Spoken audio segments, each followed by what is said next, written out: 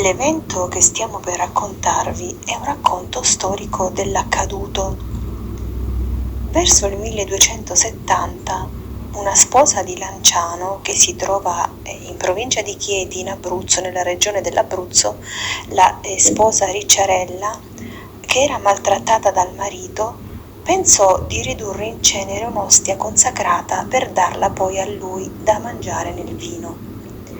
Essa cercò di incenerire l'ostia su un coppo, ma questa cominciò a sanguinare e fu da lei nascosta, finché non fu scoperta dal monaco agostiniano Fra Giacomo Diotallevi di Uffida, diocesi di Ascoli Piceno, il quale la portò in Uffida, sua patria, documento del 1280. Per essa fu eseguita una preziosa croce e nella chiesa di Sant'Agostino di Uffida, il 3 maggio di ogni anno, accorrono anche oggi schiere di pellegrini per venerare l'ostia profanata. Malvagio consiglio a un'infelice sposa di Lanciano. Il demonio, che con insinuazioni maligne semina sempre zizzania nel mondo, era da qualche tempo riuscito a suscitare discordia tra Giacomo Stasio e Ricciarella, sua moglie, ambedue di Lanciano nel regno di Puglia all'epoca.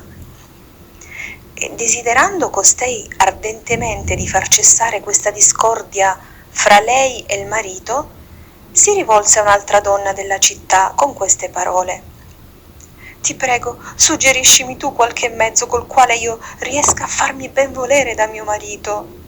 Ed ella le rispose, la sua amica: «Va a ricevere la comunione.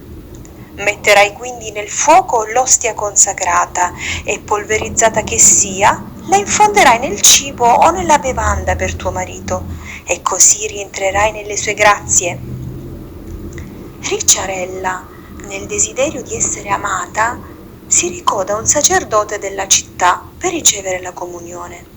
Di poi, chinato il capo, si fece cadere l'ostia nel seno, senza che il sacerdote se ne accorgesse però, ingannandolo e credendo di potersi bullare anche di Dio con suo grave danno.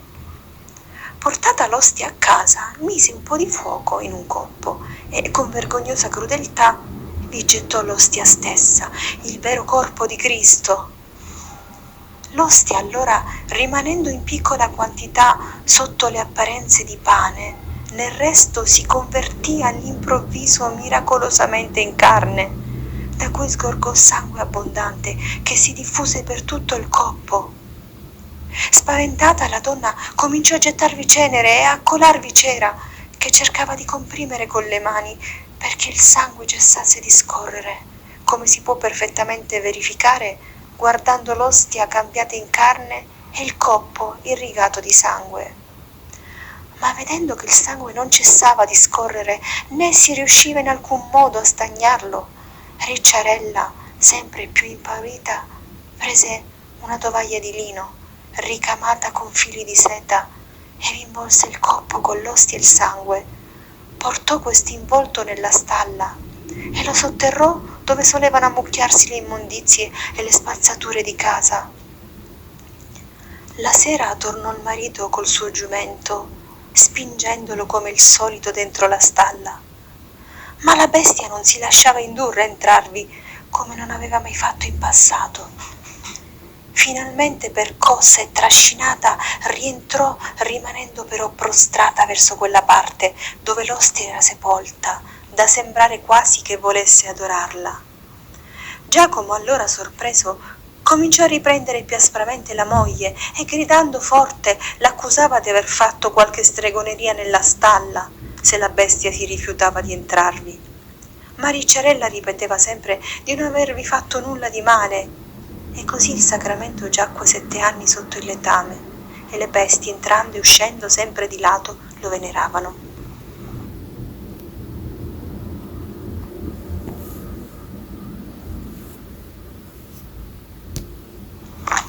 Ricciarella, intanto, agitata a giorno e notte da continui e amari rimorsi, non poteva aver pace, riconoscendosi meritevole delle più gravi pene.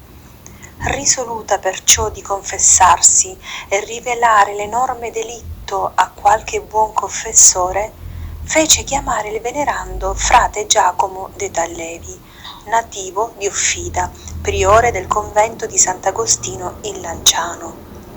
Inginocchiata ai suoi piedi, fra molte lagrime e ininterrotti singhiozzi, proseguiva la sua confessione, ma non osava accusare quell'orrendo delitto. Il confessore, nella sua innata prudenza, turbato di tale angoscia, si diede a esortare la penitente perché completasse con franco coraggio la confessione. Ma Ricciarella ripeteva sempre che il suo delitto era tanto nefando da non avere il coraggio di manifestarlo se non fosse aiutata dal confessore stesso.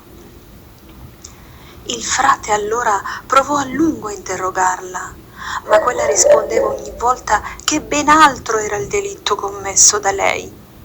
Infine il frate esclamò: «Ormai mi sembra di aver numerato tutti i più orrendi peccati e non so più che cos'altro tu abbia potuto fare se non uccidere Dio». A questo punto la donna gridò: «Sì, proprio questo, o padre, ho commesso. Ho ucciso Dio, ho ucciso Dio, ho ucciso Dio!» Il frate allora cominciò a chiederle che cosa intendesse dire con questo e la esortava a confessarsi coraggiosamente, per quanto grave potesse essere la colpa commessa, senza più alcun ritegno, perché il buon Dio non vuole la morte del peccatore, ma la sua conversione. Finalmente Ricciarella, vincendo i singhiozzi e le lacrime, espose con ordine tutta la dolorosa storia del sacrilegio. A tale racconto il frate, rimaso inorridito, raccomandò tuttavia alla penitente di tranquillizzarsi e prima di licenziarla, raccapricciando al pensiero di lasciare il sacramento ancora in mezzo a tanto sudiciume, s'accordò con lei per rimuoverlo al più presto dal luogo indegno. Vi si recò vestito dei sacri paramenti. Non avendo a schifo il fetore, scavò sotto il letame e trovò ch'esso non aderiva né al coppo né al panno, ma tanto l'uno quanto l'altro erano come sollevati, senza aver contatto con le immondizie. Estratto il coppo, vide che il sacramento, il sangue e il mantile erano non solo incorrotti, ma così freschi e illesi come se vi fossero stati allora sepolti.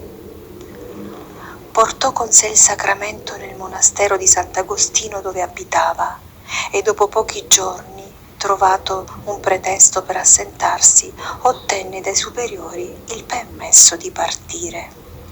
Giunto in Uffida, raccontò tutto con ordine e mostrò la preziosa reliquia che possedeva dal 1280 al sottoscritto frate Michele e a tutti i più illustri concittadini.